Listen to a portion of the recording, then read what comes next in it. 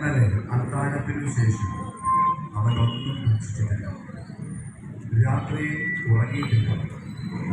അവന്റെ ചുമലിൽ ഒരാൾക്ക് ഒരിക്കലും താങ്ങാനാകാത്ത ഒരു നിമിഷം അവിടെ നിന്ന് ഇടച്ചു തകർന്നു വീഴുന്നു. ഉൾച്ചെടികൾക്കിടയിൽ ജനിക്കപ്പെടുന്ന വിത്തുപോലെ ഇതം ദൈവം കൂടിയിൽ കല്ലുകളും കൊള്ളുകളും നിറഞ്ഞ വഴിയിൽ കുരിശിന്റെ ഭാരം താങ്ങുവാനാകാതെ നിലത്ത് വീണ അമ്മയെ ഞാൻ ആരാധിക്കുന്നു.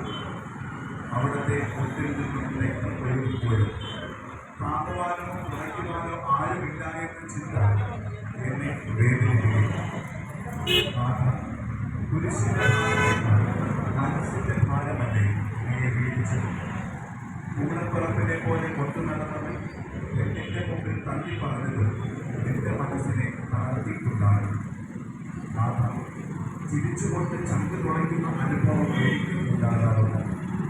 എന്നിട്ടും എല്ലാം നന്മയ്ക്കായി തീർക്കുന്ന അങ്ങയുടെ മുമ്പിൽ ഞങ്ങളുടെ ഓരോ വീഴ്ചയ്ക്കും അർത്ഥമുണ്ടെന്ന് തിരിച്ചറിയുക. ഞങ്ങളുടെ യാത്രയിൽ അങ്ങ് ഞങ്ങൾക്ക് തുണയായിരിക്കുന്നത്. അങ്ങ് ശാന്തമായി സഹിച്ചതുപോലെ ഹൃദയം പിളർത്തുന്ന അനുഭവങ്ങളെ സ്വീകരിക്കുവാനും ആരുടെയും ഹൃദയത്തെ മുറിപ്പെടുത്താതെ ജീവിക്കുവാനും എന്നെ പഠിപ്പിക്കുന്നു.